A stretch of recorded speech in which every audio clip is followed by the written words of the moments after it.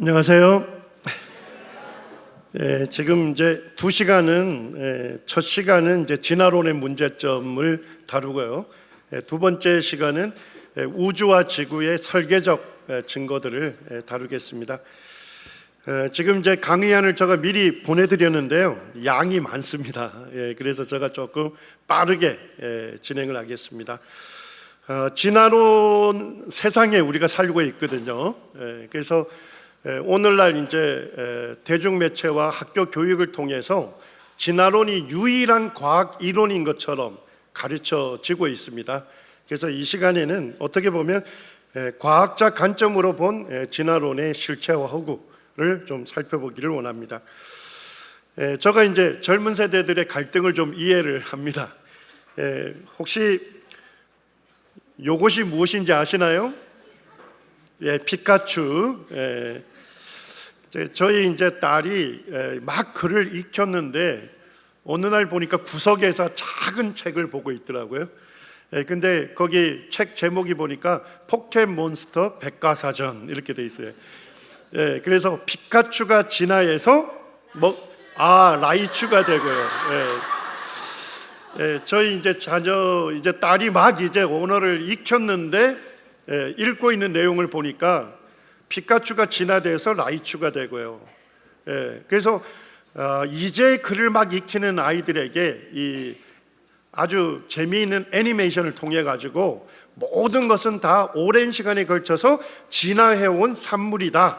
그것을 주입시키고 있었습니다. 그리고 이제 초등학생들은 보면 이 공룡에 굉장히 아주 열광하죠. 어마무시한 공룡뼈들 화석을 보면서 또 이 어마무시한 동물이 또 멸종을 했다는 거 아닙니까?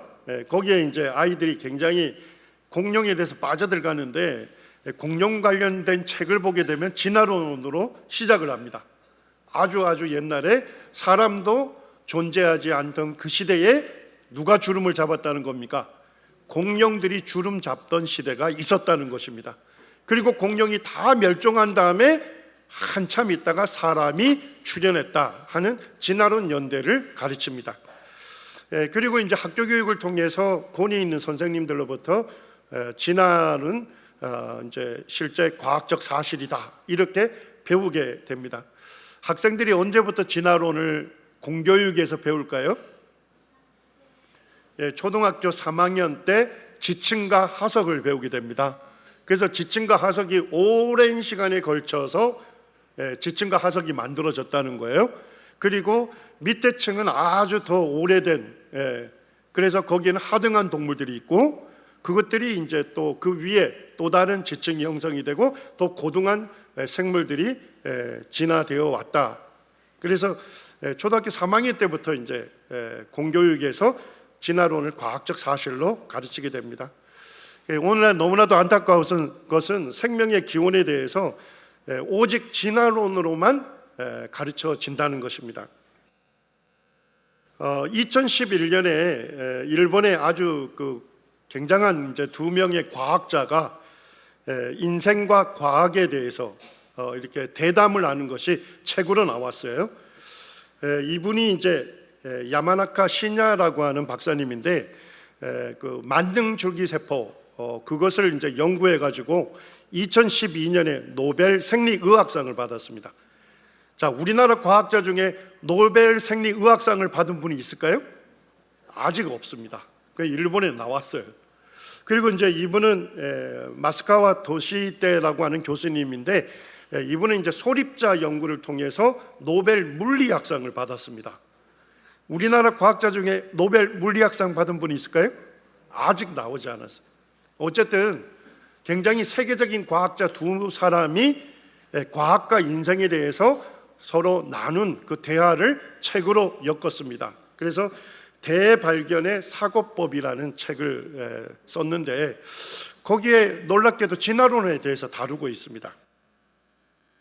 거기에 보니까 마스카 교수님이 이런 질문을 합니다.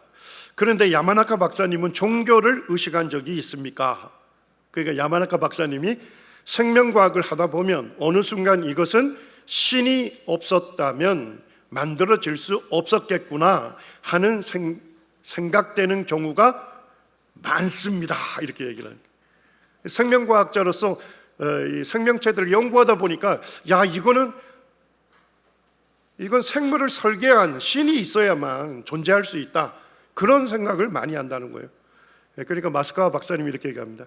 그런데 이 이야기를 들으면 일본인들은 진화론을 믿지 않는다니 무섭다라고 생각할지도 모르지만, 사실 진화론을 믿는다는 것 자체도 어떤 의미에서는 무서운 일이죠. 이런 얘기합니다. 그러니까 야마나카 박사님이 맞습니다. 진화론은 아직도 누구에 의해서도 증명되지 않았기 때문입니다.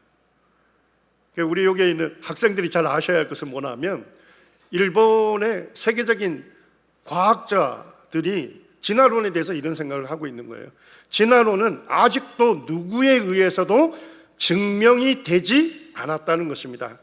왜 일본인들은 아무도 의심하지 않고 진화했다고 믿는 걸까요? 그러니까 마스카와 박사님이 이렇게 얘기합니다. 인간은 원숭이에서 진화했는가 아니면 신이 창조했는가 라는 질문을 받으면 일본인은 아무 생각 없이 원숭이에서 진화했다는 쪽을 믿습니다.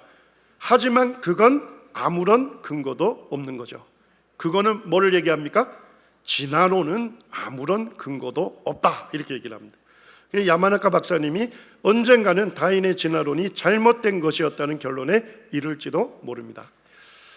자, 어쨌든 우리 학생들이 학교 교육과 대중매체를 통해서 모든 것은 진화해 왔다고 배우지만, 사실은 세계적인 과학자 두 사람은 진화론은 아직도 어느 누구에 의해서도 증명된 적이 없다, 진화론의 근거는 문제가 많다, 이렇게 분명하게 밝히고 있는 것입니다.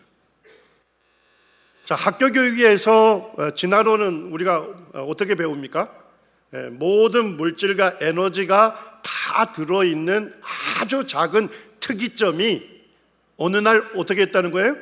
빅뱅이 일어났다는 겁니다. 대폭발이 일어나면서 물질로 이게 발생이 됐다는 겁니다. 그리고 물질에서 우연한 기회에 저절로 생명체로 진화됐다는 것입니다. 이걸 화학 진화라고 배웁니다. 그리고 단순하고 하등한 동물이 돌연변이와 자연 선택을 통해서 더 복잡하고 고등한 동물로 진화했다 하는 동물 진화를 배웁니다. 그리고 이제 침팬지와 사람의 공통 조상으로부터 점진적인 진화가 돼서 뭐로까지 진화됐다고요? 인간으로까지 진화됐다는 인류 진화를 배웁니다. 자, 진화론이 맞다면 인간은 최초에 뭐로부터 온 겁니까? 물질로부터 온 거죠. 인간은 물질에 불과하다는 거예요. 죽으면 물질로부터 왔으니까 물질로 사라지는 거예요. 인간에게 영원히 존재하지 않는다고 가르치는 겁니다. 자, 그 다음에 인간은 어떻게 존재하게 됐습니까? 우연한 기회에 저절로 존재하게 된 겁니다. 그러니까 인간의 삶의 의미나 목적을 찾을 수가 없는 것입니다. 그리고 진화론이 맞다면 인간은 뭐에 불과합니까? 동물에 불과한 것입니다. 그러니까 진화론은 과학 영역에서 가르쳐지지만 실제는 어떤 문제를 다룹니까? 도덕적이고 영적인 문제를 다루고 있다는 것입니다. 지금 이게 고등학교 1학년 학생들이 배우는 통합과학 교과서입니다. 제가 그냥 교과서에 가서 그대로 스캔해서 지금 여기에 올린 겁니다. 거기에 보면 이런 얘기를 합니다. 다윈이 종의 기원을 발표할 당시 다윈을 침팬지로 묘사하며 조롱하는 만평을 게재할 정도로 혹평을 받았다. 하지만 다윈의 진화론이 생명과학의 기본 논리로 뭐 했다고요? 자리 잡았다, 이렇게 얘기합니다. 그러면서 이제 학생들 과제에 보니까 뭐가 나오느냐, 다윈의 진화론이 종교에 미친 영향은 무엇인지 모든 별로 조사해서 발표하자, 이런 얘기를 합니다. 그러면서 그 뒤에 더 충격적인 얘기를 합니다. 고대에서 근대에 이르기까지 우리 사고에는 인간은 지구상의 모든 생물 중에서 가장 고등하고 고귀한 존재라는 것이다. 근데 이와 같은 개념을 완전히 무너뜨린 게 뭐라고요? 진화론이다 하는 겁니다. 그러면서 이러한 관점에서 보면 인간은 지구상에서 가장 고등한 생물이 아니라 가지가 많이 달린 나무의 한 가지와 같은 존재에 불과하다. 인간은 동물과 동등한 존재다 이렇게 얘기합니다. 저가 진화론 배울 때하고 좀 달라졌어요. 저가 진화론 배울 때는 인간은 진화해온 존재 중에서 가장 고등한 동물이다 이렇게 했는데, 지금은 뭐예요? 가장 고등한 동물이 아니에요. 다른 동물들과 똑같은 진화해온 그런 다른 동물과 동등한 존재다 이렇게까지 지금 학생들이 배우고 있습니다. 그래서 핵심 내용 파악해 보니까 뭘 얘기합니까? 진화론 이전과 이후에 인간의 지위가 어떻게 달라졌는지를 설명하라. 진화론 이전에는요, 인간은 가장 고등한 생물이었다, 존귀한 존재다. 근데 진화론 이후에는요, 동물에 불과하다. 이것을 학생들이 핵심 내용으로 배우고 있는 것입니다. 윌리엄 프로바인이라는 진화생물학 교수가 있습니다. 이분도 이렇게 얘기합니다. 진화론을 받아들이면 피할 수 없는 결론을 얘기합니다. 진화론을 받아들이면 하나님도 없고 목적도 없으며 목표를 지향하는 어떤 종류의 힘들도 없다. 죽음 이후에는 생명이란 없다. 윤리에 대한 기본적인 기준이 없고 인생의 궁극적인 의미가 없으며 인간에게 자유의지도 없다. 그러니까 진화론을 과학적 진리로 수용하게 되면 어떻게 돼요? 하나님을 믿을 수 없고 성경 전체를 믿을 수가 없게 되는 것입니다. 생명의 기원에 대해서 일반인들이 오해하는 게 있습니다. 자, 진화론은 어느 책에서 가르칩니까? 과학책에서 가르치죠? 그러니까 과학적으로 증명된 사실이라는 오해를 합니다. 자, 그런데 창조는 어느 책에서 가르칩니까? 성경책에서 가르치니까 믿음이 필요하다 이렇게 얘기를 해요. 그래서 대부분 사람들은 과학적인 증거들은 창조론이 아니라 진화론을 더 지지할 것이다 이렇게 오해를 하고, 또 심지어는 성경의 창조를 믿는 것은 비과학적이고 비합리적이다 이런 생각을 합니다. 제가 고등학교 1학년 때 예수님을 믿었어요. 제가 이제 특별한 집회에 초대를 받았는데 거기 갔더니까 그때 오신 강사님이 성경에 기록된 예언이 실제 역사 속에서 성취되고 있는 것을 하나씩 전해주더라고요. 그래서 저는 그때까지는 무슨 생각을 했냐면 이 성경은 우리에게 좋은 교훈을 주는 이야기책으로 생각했어요. 꼭 이솝 이야기처럼. 그런데 성경에 기록된 예언이 실제 역사 가운데 하나씩 성취되는 것을 설명해 주는데, 이 성경이 살아계신 하나님 말씀으로 제 마음에 믿어졌어요. 그리고 복음의 마음을 열고 예수 그리스도를 믿고 구원받게 됐습니다. 그런데 이제 제가 고등학교 때 자연계열을 선택하면서 생물 1, 2를 배웠어요. 그러면서 진화론의 과학적 증거들을 하나씩 배우게 됐습니다. 그런데 생물교 선생님이 도전을 하는 겁니다. 아니, 진화가 일어났다는 이런 확실한 과학적 증거가 있는데 하나님을 믿는 사람들을 보면 이해가 되지 않는다 이런 거예요. 제가 충격을 살짝 받았어요. 근데 거기서 끝나시면 좋은데 저를 쳐다보더라고요. 너는 왜 하나님을 믿느냐? 그래서 이제 제가 얼떨결에 일어섰습니다. 그리고 잠시 스치는 생각을 말씀드렸어요. 선생님, 제가 이제 진화론을 배우기 때문에 진화론이 과학적으로 뭐가 문제 있는지는 말씀드리지 못합니다만 제가 확실하게 알고 있는 게 있습니다. 그것은 성경은 하나님의 말씀이고 하나님의 말씀에 의하면 하나님께서 천지 만물과 사람을 창조하셨습니다. 이렇게 끝나면 좋잖아요. 그런데 선생님이 이런 얘기를 하는 겁니다. 세계에 권위 있는 과학자와 과학적인 증거들은 다 진화론 지지하는데 저 일개 학생이 저 진화론을 반대한다. 저 학생은 어리석은 학생이다. 그래서 낙인이 찍혔죠, 저가. 그런데 이제 감사하게도 제가 대학을 가면서 이제 과학자로서 훈련을 받으면서 제가 굉장히 갈등했던 이 주제를 살펴보게 됐습니다. 그런데 세계적인 권위 있는 과학자와 과학적인 증거들은 다 진화론 지지한다는 것은 거짓말이었습니다. 2001년에 과학자 100명이 여기에 보면 깨알같이 있는 게 있는데 과학자들의 이름입니다. 맨 앞에 있는 분이 헨리 셰퍼라고 해서 노벨 화학상 그 후보로 4번이나 공식 청구를 받은 이런 권위 있는 과학자부터 해서 100명이 자기 이름을 여기다 기록해 놨어요. 그리고 성명서를 냈습니다. 자, 성명서 제목만 같이 한번 읽겠습니다. 시작. 진화론에 대한 과학적 반대. 그러면서 거기에 핵심 내용을 이렇게 쓰고 있습니다. 우리는 우연한 돌연변이와 자연 선택으로 복잡한 생명체들이 생겨났다는 설명은 매우 의심스럽다. 그래서 진화론의 과학적 증거를 다시 조사해야 한다라고 하는 그런 공식적인 성명서를 냅니다. 그리고 이제 이 성명서가 지금도 인터넷에 있고 지금도 서명을 하고 있어요. 근데 이제 2025년 현재 보니까 한 1000명 이상의 굉장한 세계적인 과학자들이 이름을 올리고 있습니다. 자, 근데 이름을 서명하려면 어떻게 해야 하느냐? 첫째, 자기 이름을 기록해야 돼요. 두 번째는 자기가 어느 대학의 교수인지를 밝혀야 합니다. 세 번째는 자기가 소속된 과학단체나 학회 이름을 밝혀야 돼요. 뭔 얘기예요? 자기 신상을 밝히고 이 진화론을 과학적으로 반대한다는 성명서에 서명할 수 있는 것입니다. 자, 그리고 아무나 서명 못합니다. 목사님들도 서명을 잘 못해요.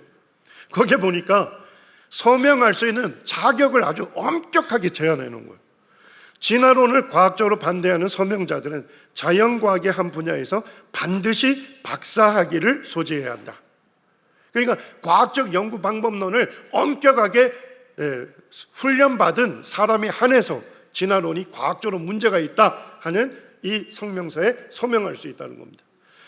의사라 해서 다 할 수 있는 게 아니고 의학 박사 학위를 소지한 사람은 현재 의과대학 교수로 활동 중인 사람, 그 사람만 서명할 수 있는 자격을 주는 겁니다.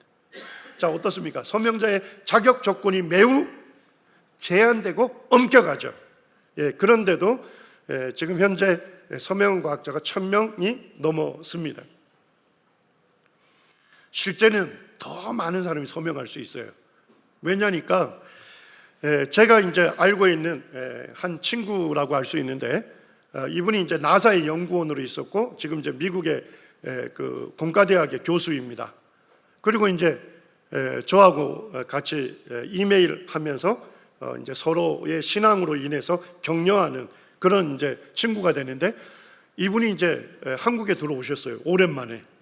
그래서 이제 제가 섬기는 남원 서문교회에서 한 5개 교회가 함께 모여서 창조과학 세미나를 했습니다.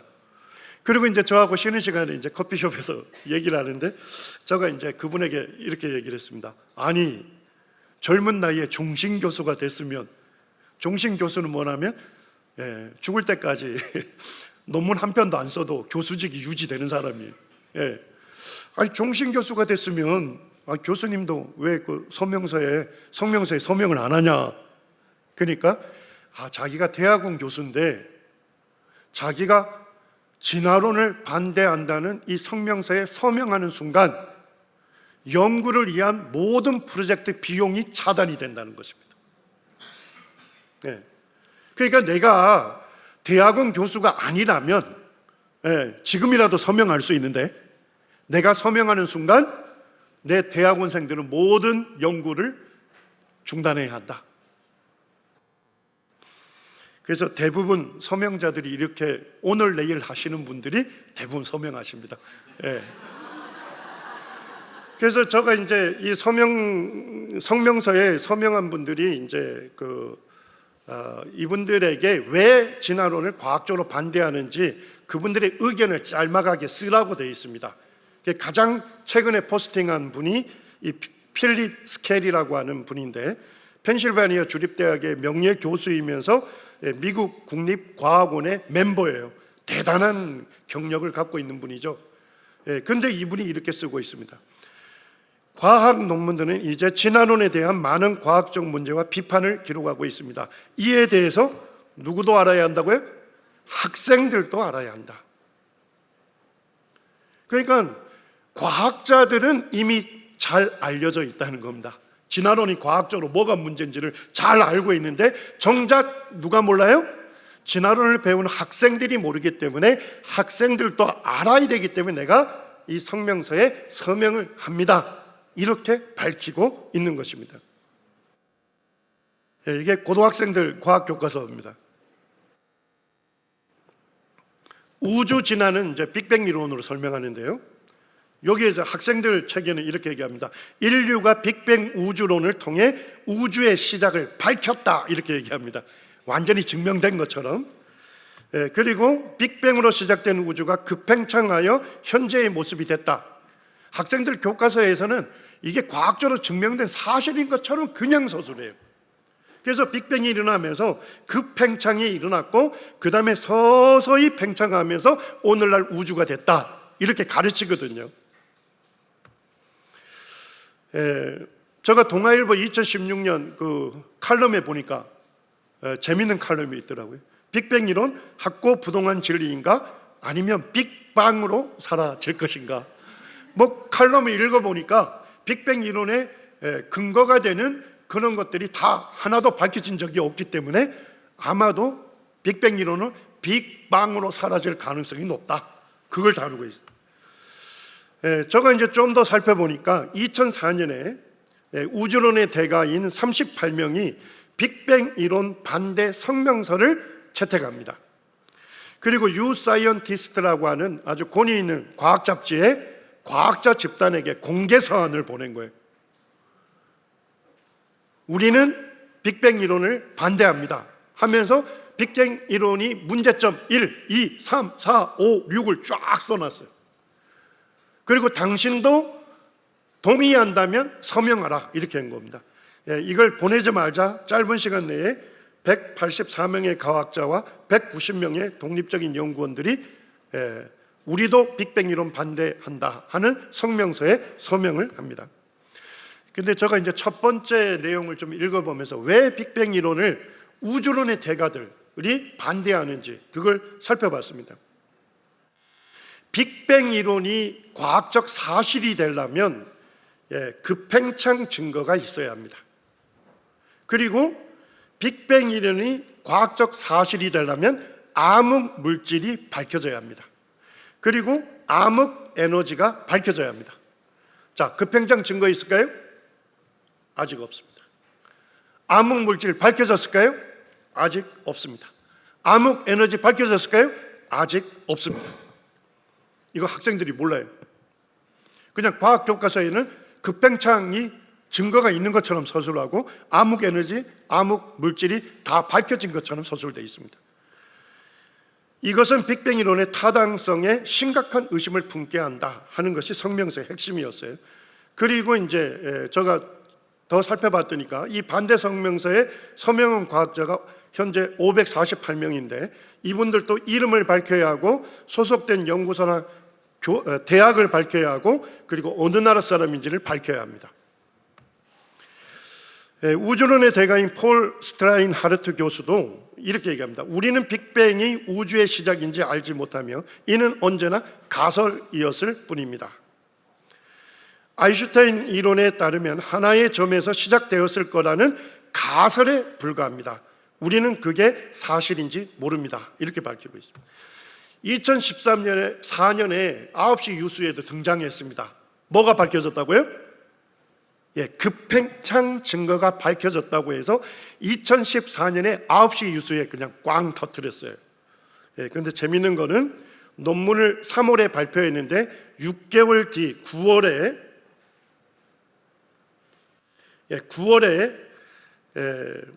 이 미국 하버드 대학교와 스미소니안 전체 물리센터가 지난해 3월 빅뱅 이론의 가장 핵심 근거인 급팽창의 근거를 찾았다고 발표한 결과는 사실상 우주먼지 때문에 왜곡된 형태일 뿐이다 하는 것이 밝혀져서 논문이 나온 지 6개월 뒤에 9월 달에 논문 철회가 됐습니다. 자, 3월에 급팽창 증거 발견했다 해서 9시 뉴스에 빵 터뜨렸죠. 자, 6개월 뒤에 잘못된 해석이라고 철회가 됐죠. 자, 그러면 9월 달에 급팽창 이론 잘못됐다라고 교정방송 나왔을까요? 이게 보통 사단이 쓰는 술수입니다. 뭘 찾았다고 강력하게 그냥 빵 터뜨려요. 그래서 일반인들에게는 급팽창 증거가 발견이 됐구나, 강력한 임프레션을 주죠. 그리고 나중에 더 체계적인 연구를 하면 그 근거 없다 해서 논문이 철회가 됩니다. 그러면 그 논문 철회됐다는 이야기는 하지 않습니다. 아직까지 급팽창의 직접적인 증거를 찾지 못했습니다. 계속적인 논문들도 급팽창은 과학적 가설이 될 수 없다. 최근의 전체 물리학 측정은 급팽창 이론에 의심을 던지고 있고 새로운 대안들이 필요하다는 것을 제시하고 있다는 논문들이 나옵니다. 2024년이니까 작년이네요. 작년 4월 15일하고 16일에 우주론의 대가들이 전부 영국으로 몰려들었습니다. 영국 왕립학회 주관으로 빅뱅 이론, 표준 우주론 모델에 도전하다 하는 그런 그 우주론 대가들이 모여서 회의를 하게 됐습니다. 광고 멘트가 재밌습니다. 우리가 알던 빅뱅 이론 진짜일까? 영국서 최고 우주론자들이 모인다. 전 세계 천문학자들이 영국 런던에 모여 빅뱅 이론을 중심으로 한 기존의 우주론을 되돌아보는 회의를 한다. 자, 이 회의에서 결론이 뭐였을까요? 동아일보에 보니까 빅뱅 이론 시효 끝나. 우리가 알고 있던 우주가 뭐 한다고요? 흔들린다. 빅뱅 이론이 거센 도전을 받고 있다. 빅뱅 우주론은 설명하기 어려운 천체 관측 결과들을 쏙쏙 내놓고 있다. 그러면서 아직까지 정체가 밝혀지지 않았다. 뭐가요? 암흑물질의 정체가 안 밝혀졌고 암흑 에너지의 존재가 밝혀지지 않았다는 것입니다. 그러면서 이제 옥스퍼드 대학의 사르카르 교수는 이렇게 얘기합니다. 표준 우주론 모델, 빅뱅 이론을 얘기합니다. 빅뱅 이론에 대한 믿음이 종교로 취급되고 있는데 이론적 근거는 뭐가 지난 것으로 보인다고요? 유효 기간이 지난 것으로 보인다. 실제 빅뱅 이론은 뭡니까? 우주론 대가들 사이에서는 지금 뭐 하고 있어요? 빅뱅 이론의 근거들이 밝혀지지 않았기 때문에 폐기 수순을 밟고 있습니다. 그런데 고등학생들 교과서에서는 빅뱅 이론의 근거 모든 것이 다 확실한 사실처럼 그냥 서술이 되어 있어요. 더 충격적인 건 뭡니까? 무신론자들의 책들입니다. 여기 무신론자인 크라우스 교수가 있습니다. 이분이 이제 우주가 어떻게 이제 존재하게 됐냐? From nothing, 무에서 우주가 나왔다는 겁니다. 자, 그런데 이 책에 읽어보면 이런 얘기를 해요. 빅뱅 이론은 많은 데이터에 의해 너무나도 확실히 검증되어 반론의 여지가 없다. 좀 이상하지 않습니까? 우주론의 대가들은 빅뱅 이론이 근거들이 밝혀지지 않아서 지금 빅뱅 이론의 시효가 끝나고 폐기 수순을 밟고 있다는데 무신론자 교수는 빅뱅 이론은 너무나도 많은 데이터에 의해서 확실하게 검증이 됐기 때문에 반론의 여지가 없다 이렇게 얘기합니다. 뭔 얘기하고 있습니까? 거짓을 반복 재생하고 있는 것입니다. 이런 생각을 하게 됐습니다.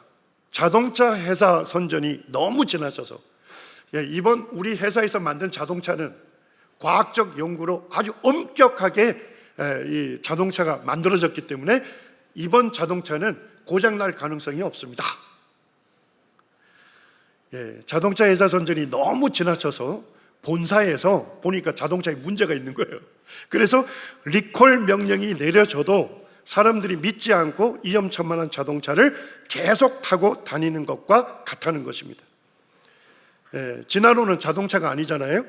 인간이 자신에 대한 오류 이론을 만들어 스스로 자해하게 만든다는 게 더 심각한 문제다 하는 것입니다.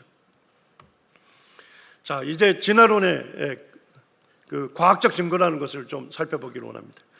자, 진화론이 사실이라면 최초의 생명체는 뭐로부터 온 겁니까? 물질로부터 왔겠죠. 자, 물질로부터 최초의 단세포 생물이 만들어졌다 이렇게 얘기합니다. 자, 그 단세포 생물에서 모든 식물과 동물로 진화돼서 사람으로까지 진화됐다 이렇게 가르쳐요. 자, 그러면 물질로부터 최초의 생명체가 만들어졌을 거 아닙니까? 그 생명체로부터 모든 동식물로 진화됐다는 거죠. 그래서 최초의 생명체를 진화론에서는 뭐라고 부릅니까? 공통의 조상이다 이렇게 얘기합니다. 그런데 충격적인 게 뭐예요? 공통의 조상으로부터 진화해 왔다는 과학적인 증거를 가르치고 있는 겁니다. 자, 혹시 이런 그림 본 적 있습니까?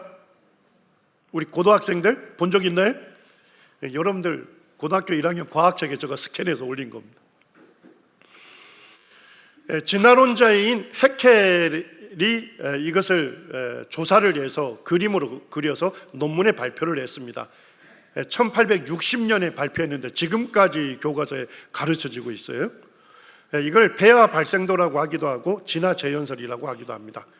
자, 척추뼈를 가진 동물을 뭐라고 부를까요? 척추를 가진 동물. 예, 훌륭합니다. 척추동물. 뭐 과학이 알고 보면 별거 아니니까 조금 경계심 풀고 들으시기 바랍니다. 이 해켈이라는 분이 척추뼈를 갖고 있는 어류, 양서류, 파충류, 조류, 포유류의 최초의 배아의 모습을 관찰했다는 것입니다. 정자와 난자가 만나면 세포 분열이 일어나면서 세포 형태를 갖잖아요. 그걸 배아, 배자, 배 이렇게 부릅니다. 그래서 척추동물들의 배아를 쭉 관찰을 했더니까 어떻습니까? 모양이 비슷합니까? 완전히 다릅니까? 저도 학생 때 배우면서 닮아도 너무 많이 닮았죠. 네. 그래서 책에서 뭐라고 하느냐? 척추동물은 발생 초기의 과정이 매우 비슷하다. 뭐라고 결론 내립니까? 이것은 여러 종류가 공통의 조상에서 진화해 왔다는 것으로 해석이 된다. 이렇게 결론을 내립니다. 자, 이 해석은 이런 겁니다. 예를 들겠습니다. 요게 우리 앞에 자매님 두 분 예를 들겠습니다. 저희 와이프도 있고 이제 우리 자매님도 계신데 예를 들겠습니다. 우리가 볼 때 이 두 분이 너무 닮은 거예요. 끝난 다음에 싸우지 마시길 바랍니다. 자, 우리가 볼 때 너무 닮았어요. 자, 그럼 무슨 생각하죠? 같은 부모로부터 태어난 자매지간인가 보다. 이해가 되시죠? 척추를 가진 동물들의 최초의 배아의 모습이 너무 닮은 것을 보니까 공통조상으로부터 진화해온 증거다. 이렇게 상식적인 해석을 내린 겁니다. 자, 그 다음에 여기서 끝나지 않습니다. 더 나가서 요거는 뭐처럼 보입니까?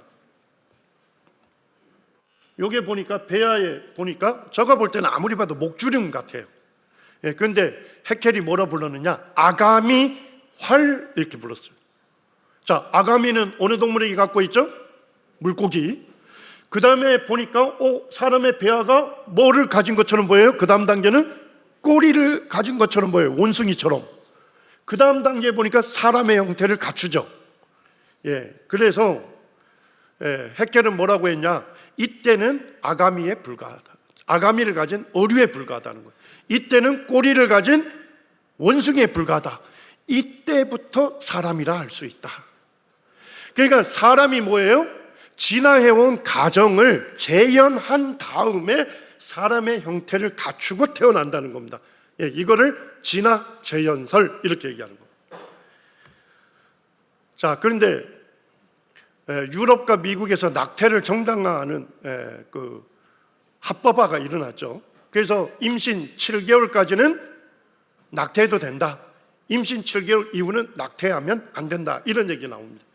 자, 그런데 법정에서 뭐예요? 이와 같은 낙태를 합법화하는 증거로 뭐가 채택이 된 겁니까? 해켈의 배아 발생도가 채택이 된 겁니다. 해켈은 이런 얘기를 합니다. 우리는 태아를 절제하는 것이 아니다. 단지 어류나 해파리를 제거하는 것이다. 이것들은 인간이 아니라 단순히 한 세포 덩어리일 뿐이다. 진화론은 과학의 영역에서 다룹니다만 실제는 도덕적이고 영적이고 윤리적인 악영향을 미치고 있습니다. 자, 그런데 1997년에 충격적인 논문이 발표가 됐어요. 해켈의 배아 발생도를 1860년부터 과학 교과서에 실어서 실제 사람이 모든 생물들이 공통조상으로부터 진화해 왔다는 증거로 활용이 됐습니다. 그런데 영국의 발생학자인 리차드슨하고 여러 명이 팀을 구성해서 지금은 뭘 한 겁니까? 실제 이 해켈의 논문을 재조사를 한 것입니다. 자, 재조사를 했는데 논문 제목이 이겁니다. 척추동물 폐하 발생에서 매우 비슷한 공통단계는 존재한다는 겁니까? 존재하지 않는다는 겁니까? 존재하지 않는다.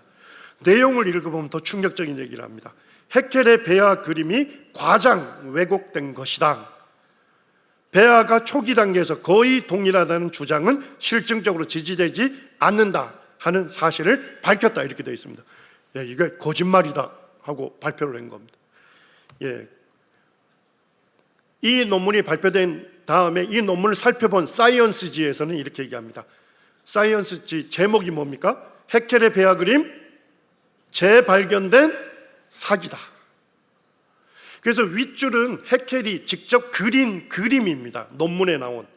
그런데 밑에 거는 사진입니다. 자, 한번 비교를 해보시기 바랍니다. 닮았습니까? 빨리 결론 내려주세요. 닮았습니까?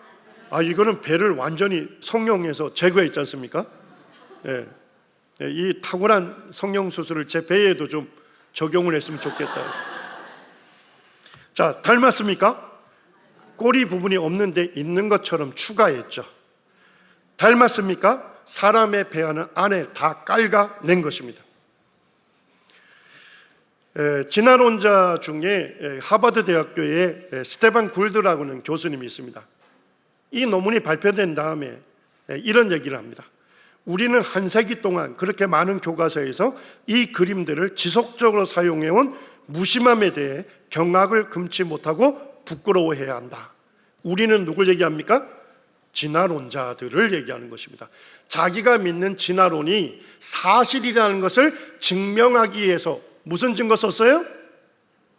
조작된 증거, 자기 스스로 조작을 해서 그걸 진화의 증거로 사용한 것입니다.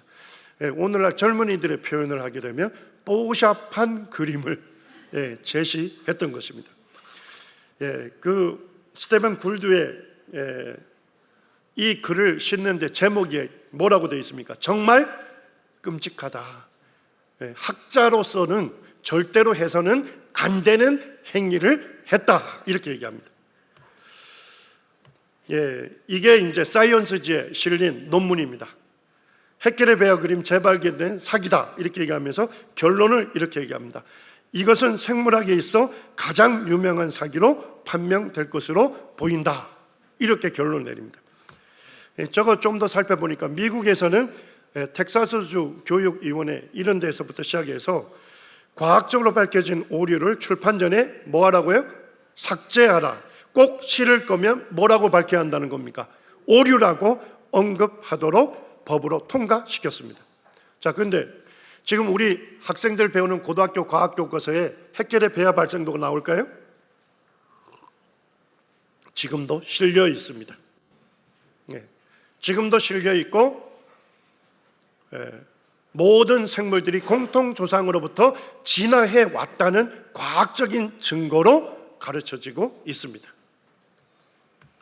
자, 이제 또 하나의 증거를 살펴보겠습니다. 물질에서 생명체로 진화되는 과정을 설명하는 것이 주로 학생들 교과서에 스탠리 밀러 실험이 소개됩니다. 자, 고등학교 과학 교과서를 제가 그대로 스캔했습니다. 이 한 문장에 과학적으로 두 가지 거짓말이 있습니다. 뭘까요?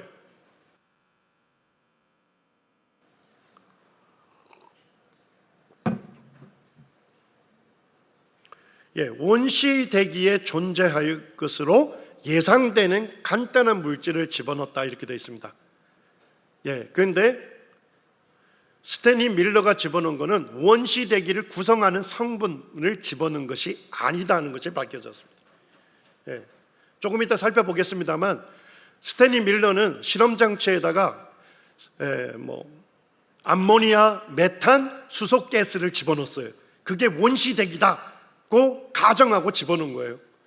그런데 지금은 과학자들이 그거는 한 번도 지구를 덮은 적이 없다.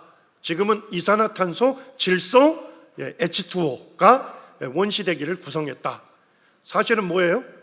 원시대기를 한 번도 구성하지 않는 엉뚱한 물질을 집어넣고 실험을 한 것입니다. 자, 두 번째 거짓말을 찾아보시기 바랍니다. 스탠리 밀러가 실험을 해서 얻은 것은 뭡니까? 아미노산을 검출했습니다. DNA, RNA는 만들어지는 것을 관찰하지 못했습니다. 단지 뭐라고요? 아미노산을 검출했다니까요. 그런데 학생들 과학 교과서에서는 DNA, RNA 성분 이런 것들이 다 만들어지는 것을 확인한 것처럼 사실 오도된 내용이 가르쳐지고 있는 것입니다. 이것이 이제 스탠리 밀러가 실험한 장치입니다. 여기에 원시대기라고 가정했던 메탄수소 암모니아를 집어넣습니다. 그리고 번개와 같은 현상을 만들기 위해서 고전압 방전을 시킨 거예요. 그리고 이제 쿨링을 시켜서 검출했더니까 아미노산이 검출이 됐다는 겁니다. 자, 그러면 거기서부터 뭐가 시작이 되죠? 아미노산이 만들어지면 아주 오랜 시간이 지나다 보면 아미노산이 질서정연하게 배열돼서 단백질도 될 수 있지 않을까? 단백질이 만들어진다면 DNA, RNA도 만들어지고 세포로 진화될 수 있지 않을까? 요 전부 다 확인된 것이 아니고 이거는 과학적 소설입니다. 자, 그런데 충격적이게도 스탠리 밀러가 이 실험을 해서 노벨상을 받았어요. 그런데 그는 대학원생일 때 노벨상을 받은 거예요. 근데 이제 나중에 1996년에 셀이라고 하는 유명한 과학 잡지에 밀러가 스스로 논문을 실었습니다. 내 실험은 잘못된 실험이다. 제가 읽어보니까 두 가지를 얘기합니다. 첫째, 원시 지구의 대기를 정확히 반영한 것은 아니다. 입은 삐뚤어졌는데 말은 제대로 해야 하거든요. 뭐예요? 한 번도 원시 대기를 구성한 적이 없는 엉뚱한 것 집어넣은 거예요. 자, 그러면 가정이 잘못되면 아무리 엄격한 실험을 할지라도 결과는 어떻게 돼요? 잘못된 결과를 도출할 수밖에 없는 거죠. 자, 그 다음에 생명체가 살려면 여기에 꼭 중요한 성분이 있어야 돼요. 누가 빠졌습니까? 산소. 자, 이렇게 밝힙니다. 산소가 없었을 것이라고 생각되지만 지구 초기 암석에는 산소가 얼마큼 있었다고요? 충분히 존재하고 있음을 확인하였다. 그래서 내 실험은 잘못된 실험이라고 본인이 논문에다가 실었습니다. 자, 왜 이것을 밝혔을까요? 1993년에 3년 전에 생명은 어떻게 시작되느냐 타임지에서 기획을 실었어요. 그런데 거기에 결론이 뭐냐? 지구상의 대기가 메탄 암모니아 수소로 뒤덮인 적이 없다 하는 결론을 내리게 됩니다. 그리고 1년 뒤에 생명의 기원 학술대회에서 밀러의 실험을 폐기시킵니다. 그래서 2년 뒤에 셀이라고 하는 권위 있는 과학 잡지에 자기 실험 잘못된 실험이라고 어쩔 수 없이 밝힌 것입니다. 자, 제가 지금 진화가 실제적으로 일어났다는 과학적인 증거, 학생들이 배우는 두 가지 증거를 얘기했습니다. 자, 배아 발생도는 어떤 증거입니까? 조작된 증거를 지금 책에 싣고 있습니다. 스탠리 밀러 실험은 어떤 가정입니까? 잘못된 가정, 원시대기를 한 번도 구성하지 않았던 엉뚱한 물질을 집어넣고 실험한 것입니다. 저도 이제 과학자 중에 한 사람으로 어떻게 과학자들이 이럴 수 있을까 하는 생각을 했습니다. 그런데 1997년에 리차드 루원틴이라고 하는 진화생물학자이며 하버드 대학교 교수님이 자연주의에 대한 진화론자들의 철학적 헌신이라는 글을 썼습니다. 자, 자연주의가 뭡니까? 모든 것을요 자연 현상으로만 설명한다 이런 뜻입니다. 다른 말로 하면 물질주의입니다. 자, 물질주의가 뭡니까? 보이는 물질로만 설명한다 이런 뜻입니다. 자, 거기에서 이런 얘기를 합니다. 우리 진화론자들은 뭐에 어긋나더라도요? 상식에 어긋나더라도 진화론적 과학적 주장들을 고수하기로 작정하였다. 이는 진화론적 과학과 무슨 과학이요? 초자연적 과학. 초자연적 과학이 뭡니까? 창조주 하나님을 인정하는 과학입니다. 진정한 투쟁을 이해하는 열쇠다. 우리는 무조건적으로 진화론적 과학을 수용해야 하는데 그 내용이 명백하게 뭐가 있을지라도요 오류가 있다 하더라도 실증적으로 증명되지 않는 공허한 뭐에 지나지 않는더라도요 이야기에 지나지 않는다 하더라도 우리는 이미 물질주의에 헌신하고 또 헌신하였기 때문이다. 우리의 방법론이 아무리 뭐할지라도요, 반이성적이라도 우리의 사고체계와 우리와 다른 사고체계와 비교했을 때 아무리 뭐하게 보일지라도요, 이상하게 보일지라도 우리는 물질론에 기인한 연구체계와 물질적 설명을 가능케 하는 일련의 개념들을 계속 만들어 나가야 한다는 겁니다. 만약에 그렇게 하지 않으면 무슨 일이 일어납니까? 하나님의 발이 들어오게 되는 것입니다. 하나님을 인정할 수밖에 없다는 것입니다. 여러분들, 진화론은 뭡니까? 자연주의와 물질주의 세계관 아래 놓여 있는 것입니다. 진화론은 종교입니다. 종교. 예. 물질주의에 헌신한 사람들에 의해서 만들어진 종교인 것입니다. 그런데 진화론이 종교인데 너무나도 안타까운 것은 무엇입니까? 그들의 믿음은 잘못된 거짓된 증거 위에 세워진 믿음이라는 것입니다. 자, 이제 진화의 증거로 흔적기관을 얘기합니다. 흔적기관은 말 그대로 진화론적으로 보면 조상이 한때 기능적으로 유용하게 사용했던 기관인데, 진화하는 도중에 더 이상 사용하지 않게 된, 기능이 퇴화되고 뭐만 남아있는 기관요? 흔적만 남아있는 기관. 그래서 진화론자들이 뭐라고 합니까? 흔적기관을 봐라.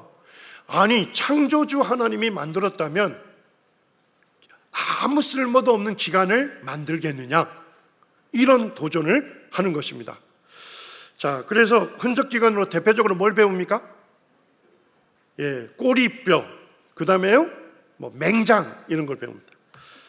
예, 제가 이제 해부학을 몇십 년간 지금 이제 공부하는 사람인데, 연구하는 사람인데, 예, 요게 골반입니다. 그리고 엉치뼈가 있고 요 아래쪽에 있는 게 꼬리뼈입니다. 미골.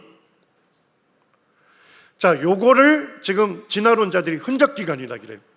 자, 흔적기관이란 건 뭡니까? 아무런 기능도 하지 않는 쓸모없는 기관이다, 이런 의미죠? 맞습니까? 예, 뼈의 기능 중에 아주 중요한 기능이 뭘까요? 예, 뼈의 형태에 따라 생김새가 결정이 됩니다. 맞죠? 예, 아래턱뼈의 형상 때문에 우리 아래 구조가, 모양, 생김새가 만들어집니다. 그 다음에 뼈의 아주 중요한 기능이 뭐냐? 근육이나 인대의 부착점을 제공합니다. 그러니까 우리 여기 어깨뼈에 근육이 붙어요. 그리고 아래팔을 지나서 여기 아래팔뼈에 근육이 붙습니다. 그래서 근육이 수축해서 발굽이 구부러지고 어깨가 오르내리는 겁니다. 이해되시죠? 예, 우리 골반 바닥에 많은 근육들이 있습니다. 그런데 그것들이 뭐예요? 꼬리뼈에 붙습니다. 이렇게. 그래서 여기에 보면 골반 바닥 근육으로 이제 소변이 내려가고 대변이 내려갑니다. 그래서 골반 바닥 근육이 수축하면서 우리가 정조준에서 대소변을 보는 겁니다. 느낌이 좀 오시죠? 예, 조금 더 느낌을 갖게 해드리겠습니다. 이제 골반 바닥 근육을 한번 느끼게 해드리겠습니다. 자, 가스가 차는데 참아 보시려고 노력하세요. 참으셨어요? 자, 힘 빼세요. 뭐가 뭉클하게 이완하는 게 느껴집니까? 예, 골반 바닥 근육들입니다. 그것들이 대부분 꼬리뼈에 붙습니다. 예, 해부학 책 중에 그레이라고 하는 아주 유명한 해부학자가 쓴 이 해부학의 바이블이라는 책이 있습니다. 이게 베개가 부족할 때 저희들이 보통 이제 목침 대용으로 빌려주는 아주 두꺼운 책인데, 거기에 이렇게 되어 있습니다. 인간의 꼬리뼈는 골반 바닥에 있는 근육들과 인대들이 붙는 결정적인 접촉점을 제공한다는 것입니다. 자, 기능한다는 겁니까? 안 한다는 겁니까? 꼬리뼈가 없으면 골반 바닥 근육이 어디에 붙겠습니까? 실제 해부학적 사례에 보게 되면 꼬리뼈가 없이 태어난 소녀가 있었어요. 한평생 기저귀를 찼습니다. 그러니까 골반에 꼬리뼈가 있기 때문에 골반 바닥 근육이 붙을 수 있는 부착점을 제공하게 되고 우리가 안전하게 대소변을 볼 수가 있는 것입니다. 자, 꼬리뼈 기능해요, 안 해요? 자, 그 다음에 이제 우리가 흔히 맹장이라고 하는데, 사실은 정확하게 말씀드리면 맹장은 이겁니다. 대장 큰 창자에 시작되는 부위인데요. 그 바로 밑에 보면 충수돌기라는 게 있습니다. 이 충자가 벌레 충자예요. 벌레 모양처럼 생긴 돌기가 있습니다. 근데 여기에 뭐예요? 뭐 돌이라든지 이물질이 들어가면 염증을 일으켜요.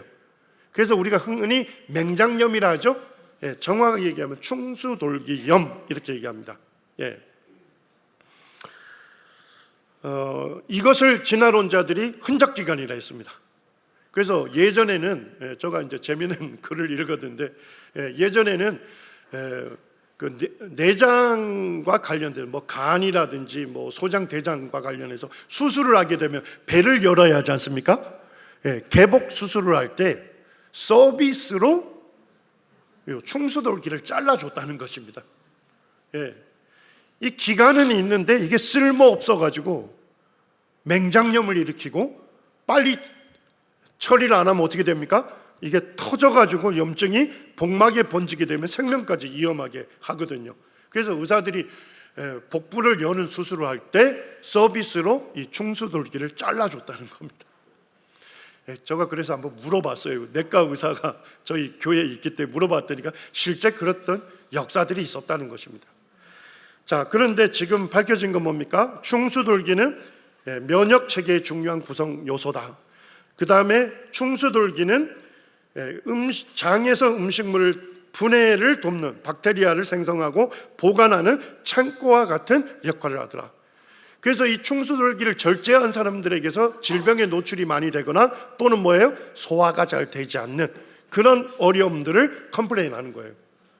자, 충수돌기 흔적기관입니까? 아닙니까? 진화론은요, 이염하기까지 하는 거예요. 정상적으로 아주 중요한 기능을 하는 기관을 쓸모없다고 해서 그걸 떼내는 수술을 감행한다는 겁니다. 실제 진화론자들은 흔적기관을, 우리 몸에 있는 흔적기관 108개를 얘기했습니다. 심지어 갑상선도 얘기했습니다. 저희 아내가 둘째 아이 임신했는데 보니까 몸이 뜨거워요. 그리고 얼굴이 붉어요.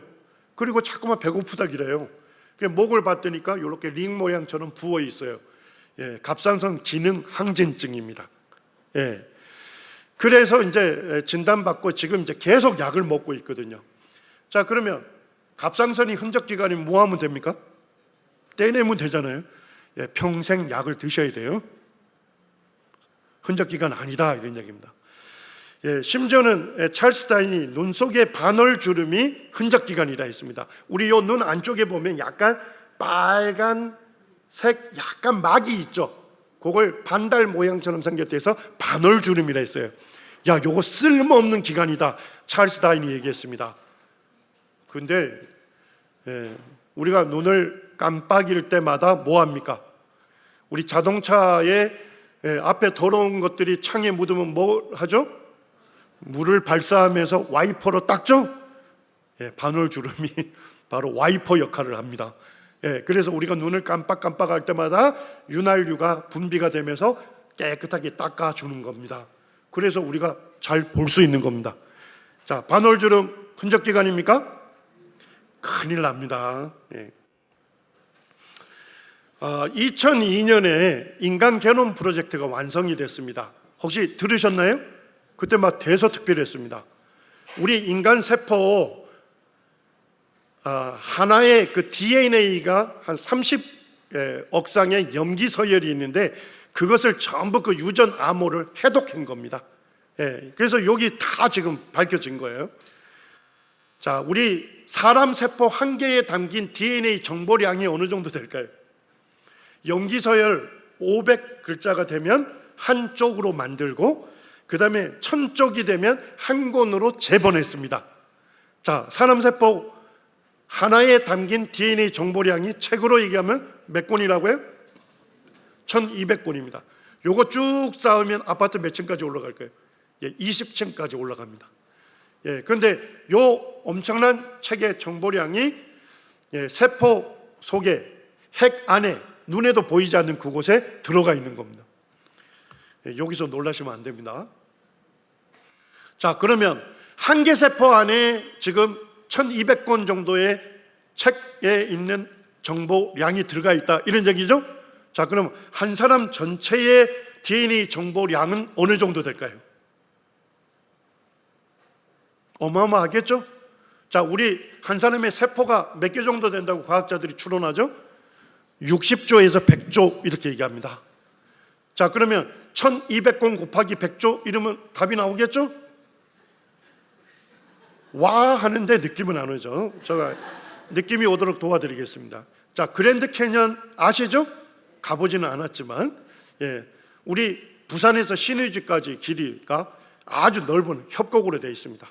자, 그러면 내 몸 안에 있는 DNA 정보를 전부 책으로 받아 써가지고 그랜드 캐년을 메꾼다면 어느 정도 메꿀 수 있을까요? 예, 40번을 책으로 메꿀 어마어마한 정보량이 뭐예요? 우리 DNA 물질 다 모아도 쌀 한 톨보다 작습니다. 그 안에 고도로 집적이 되어 있는 것입니다. 자, 이렇게 할 수 있는 설계자가 어떤 분이에요? 전능자가 필요한 것입니다. 자, 우리 세포 한 개 안에 DNA를 쭉 연결하면 한 2m 정도 됩니다. 자, 100조 개니까 곱하기 100조 할 수 있겠죠? 자, 그러면 내 몸 안에 있는 DNA를 전부 엮으면 지구를 몇 바퀴 정도 돌릴 수 있을까요? 여러분의 상상력을 한번 발휘해 보시기 바랍니다.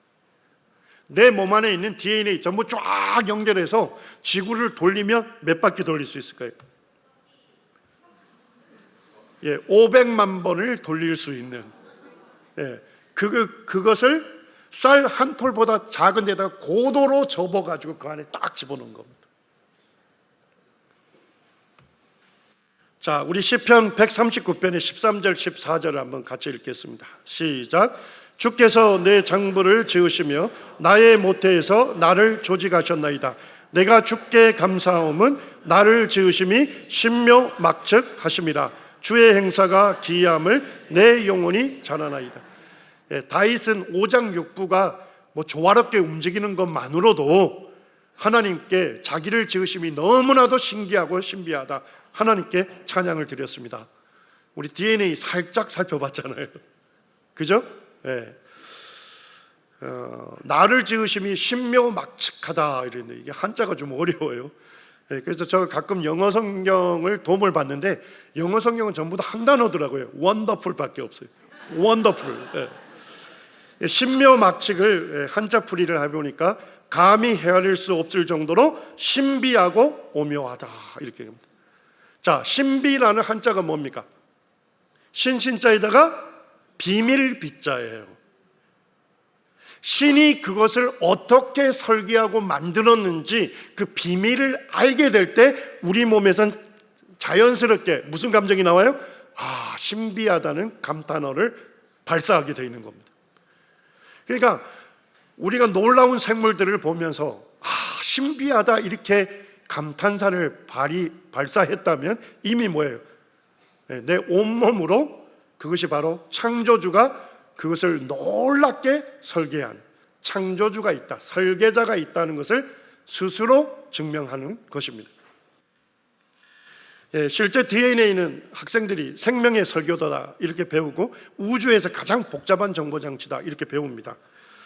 예, 그런데 2002년에 이 인간 게놈 프로젝트가 완성이 됐긴 했는데 문제가 하나 생겼습니다. DNA 중에서 단백질을 생성하는 DNA 염기 서열 부분을 우리가 뭐라고 부르죠? 학생들?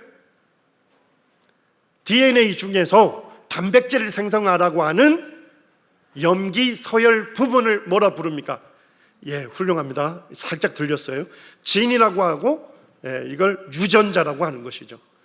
자, 그런데 단백질을 생성하라고 하는 유전자가 있는 DNA 부분은 2%밖에 안 되는 거예요. 나머지 98%는 기능을 모르겠는 거예요. 자, 그럼 정직한 과학자라면 뭐라고 해야 할까요? 우리가 DNA 연구를 했는데 지금 2%의 기능은 밝혔지만 아직까지 98%의 기능은 밝히지 못했다, 이렇게 얘기해야 하잖아요. 그리고 더 연구를 하게 되면 그 나머지 기능도 밝혀낼 것이다, 이렇게 해야 정직한 과학자인데 진화론자들이 바로 뭐라 했을까요? 2%만 기능해? 98%는 기능하지 않네? 쓰레기네? 해서 진화론자들이 그걸 뭐라 부르기 시작했습니까? 정크 DNA라 부르기 시작했습니다. 쓰레기 DNA. 그러면서 뭐라고까지 활용합니까? 2%만 기능하고 98% 쓰레기야? 그러면 이것도 흔적기관이네. 그래서 DNA를 흔적기관으로 가르치기 시작합니다. 그러면서 케네스 밀러라고 하는 진화론 교수가 이렇게 논리를 펴니다. 논리를 들어보면 일면 맞는 것 같아요. 인간 게놈에 유전적 쓰레기가 널려 있는데 하나님이 직접 사람을 창조하셨다고 어떻게 믿을 수 있겠는가? 자, 이분의 논리 이해가 되시나요? DNA를 하나님께서 설계하고 만드셨다면 DNA 몇 %가 기능하도록 만드셨을까요? 100%다 기능하도록 만드셨을 거 아니에요? 그런데 보니까 2% 기능하고 98%는 쓰레기야. 그러면 어떻게 하나님께서 인간을 직접 설계하고 만들었다고 할 수 있겠느냐, 이런 얘기입니다. 그런데 리차드 도킨스라고 하는 무신론자가 가만히 있을 리가 없죠. 이렇게 얘기합니다. 창조주를 믿는 자들은 골똘히 생각해봐라. 예수님 믿고 교회 다니는 사람들 좀 생각 좀 하고 살으라, 이런 얘기입니다. 왜 창조주가 굳이 게놈을 쓰레기 DNA로 어지럽히는 수고를 해야 하는지에 대해 좀 진지한 시간을 가져보는 것도 좋을 것이다. 자, 무슨 도전인지 아시겠죠? 2% 기능하고 98%가 쓰레기면 이게 어떻게 하나님의 작품이라 할 수 있느냐? 좀 생각 좀 하고 교회 좀 다녀라, 뭐 이런 얘기. 근데 리차드 도킨스 틀렸습니다. 너무나도 감사하게도 2002년에 이런 논쟁이 있은 이후에 10년 동안 세계적인 연구소 32개에서 400명 이상의 과학자들이 나머지 98%의 기능을 찾는 연구를 했습니다. 그리고 사이언스지와 네이처지에 동시에 30편의 논문을 발표합니다. 그리고 사이언스지는 뭐라고 겉표지를 만들었습니까? 전자회로. 나머지 98%는 전자회로와 같이 작용하더라. 그러면서 그 결과 400만 개의 유전자 스위치를 새롭게 발견했다. 이 스위치는 유전자가 언제 어디서 발현될지를 결정하며 DNA 수리, 복제, 염색체 구조 유지에 중요한 역할을 한다 하는 것이 밝혀진 겁니다. 자, 그럼 98% 쓰레기입니까? 특별한 기능을 수행합니까? 전자회로처럼 특별한 기능을 수행한다니까요. 자, 그리고 네이처지에서는 뭐예요? 둥근 도서관. 자, 도서관에 가면 책장이 있죠? 책장에 뭐가 꽂혀 있습니까? 책이 꽂혀 있습니다. 그리고 책을 열어보면 구체적인 정보가 그 안에 들어가 있지 않습니까? 맞습니까? 인간의 DNA가 그와 같으라 이런 얘기입니다. 도서관에 수많은 책들이 있는데 거기에 구체적인 정보가 들어가 있듯이 DNA의 나머지 부분들로 구체적인 기능을 하는 것이다 하는 게 밝혀졌고, 30편 논문 중에 가장 중요한 논문을 키 아티클이라는데 거기에 초록을 읽어보니까 이렇게 얘기합니다. 이러한 데이터는 잘 연구된 단백질 암호 영역 외에 있는 게놈의 몇 %예요? 80%에 대한 생화학적 기능들을 밝혀냈다. 그러면서 이 엔코드 프로젝트의 수석 대표는 이렇게 얘기합니다. 80%는 곧 몇 %가 된다고요? 100%가 될 거다. 불필요한 DNA는 정말로 없다. 이제 쓰레기 DNA라는 비유는 더 이상 유용하지 않다, 이렇게 얘기합니다. 그러면서 사이언스지도 제목이 재밌습니다. 엔코드 프로젝트가 쓰레기 DNA에 대한 뭘 썼다고요? 장례식 치렀다, 이런 얘기입니다. 그래서 거기에 읽어보니까 인간의 DNA가 쓸모없는 연기로 가득 차 있다는 개념을 완전히 끝장내 버렸다, 이렇게 얘기합니다. 마지막 슬라이드. 여기에 있는 이분이 안토니 플루라고 한 학자인데, 이분이 쓴 책 때문에 수많은 지성인들과 청년들이 하나님을 떠났습니다. 이분은 하나님을 믿지 않을 뿐만 아니라 공개적인 토론에 나가서 무신론이 합리적인 신앙이다 하는 것을 디베이팅하는 사람이에요. 근데 이분이 There is, 예전에는 No God이라는 책을 썼는데 no를 지우고 지금 뭐라고 했습니까? There is a God. 하나님은 존재하신다. 그 부제가 세상에서 가장 악명 높은 무신론자가 해시마였다. 제가 이제 그 책을 읽어봤더니까 여러 근거들이 있는데 그 중에 하나를 DNA를 들고 있습니다. 생명의 가장 기본 단위인 DNA를 연구하면 할수록 고도의 복잡한 정렬이 있어야 함을 알게 되었고, 이것은 반드시 외부의 놀라운 지적인 설계자가 개입하지 않으면 불가능하기 때문입니다. 한 사람의 DNA 정보량이 어느 정도로 있습니까?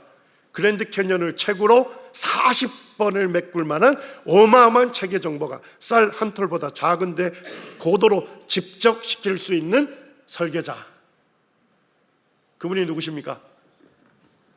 전지전능하신 하나님, 우리가 믿고 섬기는 하나님 아버지이십니다. 이제 10분 휴식을 해야 되겠습니다. 3시 20분입니다. 30분에 2교시 시작하겠습니다.